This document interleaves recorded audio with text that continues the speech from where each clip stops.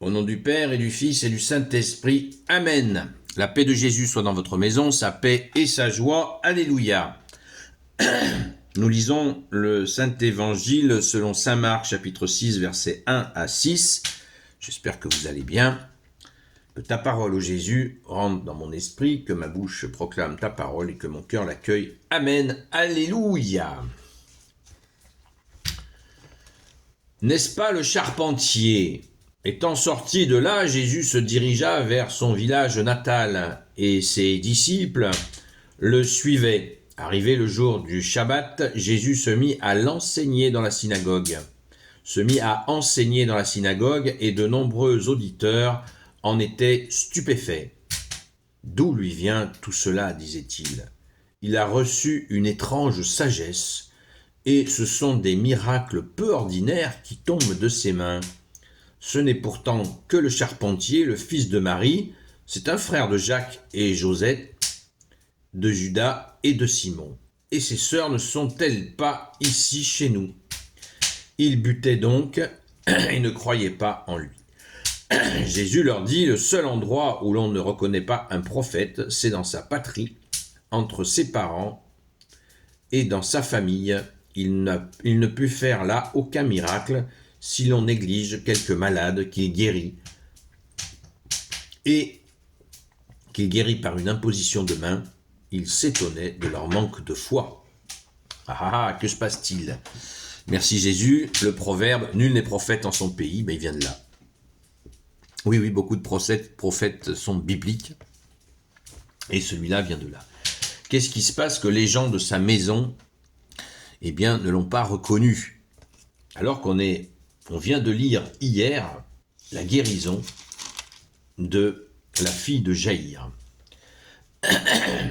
Mais Jésus était dans un autre endroit, il n'était pas dans son lieu de vie.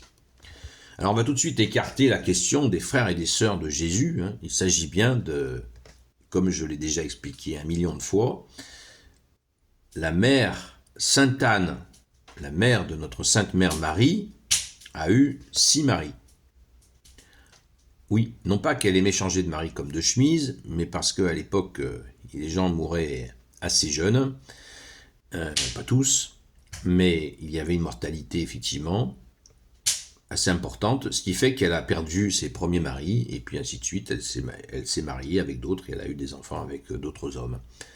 Ce qui fait que la Vierge Marie, la maman de la Vierge Marie, donc, a eu des enfants avec plusieurs hommes, le dernier étant Saint Joachim, qui était le mari avec lequel elle a eu la Vierge Marie, et dans des conditions toutes miraculeuses aussi.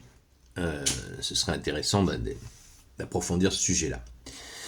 Et donc, les frères et les sœurs de Jésus, c'est une grande famille, et ce ne sont pas des frères de sang, enfin de direct, ce sont des frères par ce que je viens de vous expliquer, mais pas par la Vierge Marie qui aurait eu plusieurs enfants. Ça c'est clair, c'est net, c'est carré.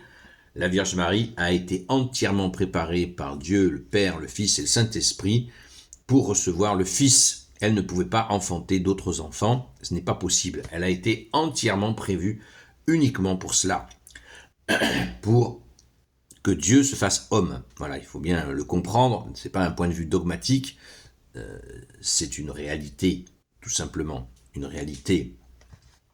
Job l'a très bien expliqué dans l'Ancien Testament, rien de pur ne peut sortir quelque chose, rien d'impur ne peut sortir quelque chose de pur. Il fallait que la Vierge Marie soit pure pour que l'incarnation du Verbe de Dieu, de Jésus, le Christ Jésus qui est Dieu, puisse se faire. Ce qui ne veut pas dire que les autres femmes ne sont des moins que rien, pas du tout. Mais simplement, voilà, l'incarnation de Dieu doit se faire dans certaines conditions, ce qui est tout à fait logique.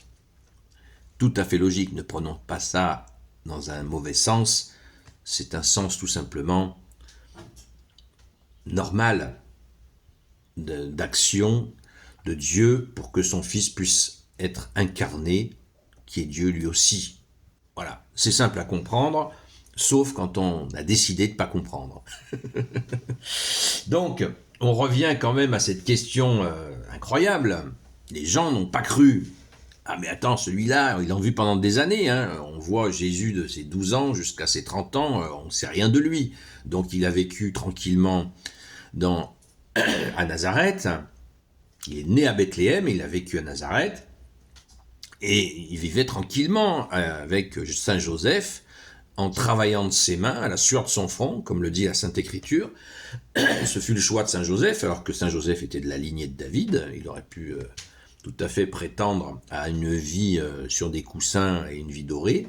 Il a voulu, par justement mise en pratique de la Sainte Écriture, travailler de ses mains, la sueur de son front, comme le dit la Sainte Écriture. Et Jésus a grandi avec Saint Joseph et bien sûr notre Sainte Mère Marie. Et les gens l'ont côtoyé, donc quelqu'un qui comme ça vit tout à fait normalement et qui à ses 30 ans rentre en vie publique, commence à faire des miracles, là les gens, ça rentre pas. Dans sa propre maison, ça rentre pas. Il dit c'est pas possible qu'un charpentier il puisse faire ça, c'est pas possible. Et il nous est bien précisé, il parlait avec une éloquence incroyable. Les mots sont incroyables. Arrivé le jour du sabbat ou Shabbat, Jésus se mit à enseigner dans la synagogue. Il y avait des petites synagogues partout. Et de nombreux auditeurs en étaient stupéfaits. Voilà la question qui dit tout. D'où lui vient tout cela, disait-il. Il a reçu là une étrange sagesse. Et ce sont des miracles peu ordinaires qui tombent de ses mains. Ah bah oui, peu ordinaires, oui. C'est carrément explosif, oui. Mais vous voyez, on sent la méfiance des gens. Et ce qui est logique. D'ailleurs, ils sont tellement dans l'incrédulité que Jésus ne fait quasiment aucun miracle. Un seul nous est rapporté. Et encore, il est précisé par imposition des mains. Jésus n'a pas parlé, il a juste posé les mains et il y a eu miracle.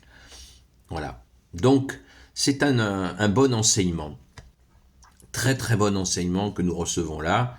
Nul n'est prophète en son pays, à méditer. Et Jésus, merci.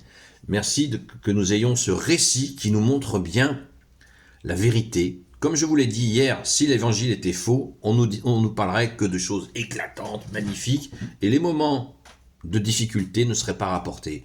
Et bien les moments de difficulté sont rapportés, ce qui montre encore une fois la vérité de l'évangile. Merci Jésus.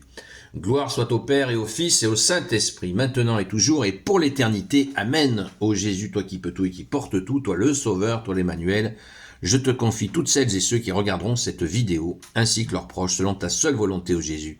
Sainte Marie, Reine des cieux, toi l'Immaculée Conception, toi qui écrases le serpent, toi qui as la lune sous tes pas, toi notre Mère, Notre-Dame, Saint Joseph, toi le juste et le saint, toi le sage, toi la terreur des démons, toi le saint gardien de la Sainte Église catholique apostolique, Sainte Marie-Madeleine, notre chère Sainte Patronne, et vous tous les saints et saintes, amis de toi Jésus, Saint Michel Archange, Saint Gabriel Archange, Saint Raphaël Archange et vous tous les anges qui te servent au Jésus, je vous confie toutes celles et ceux qui regarderont cette vidéo ainsi que leurs proches, selon ta seule volonté au Jésus.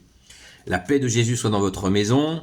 Rendez-vous ce soir à la grâce de Jésus sur la chaîne, sur le compte, les chaînes, c'est Jésus qui brise les chaînes, merci Jésus, sur le compte Seul Jésus sauve, donc de 20h à 22h, à la grâce de Jésus. À très vite.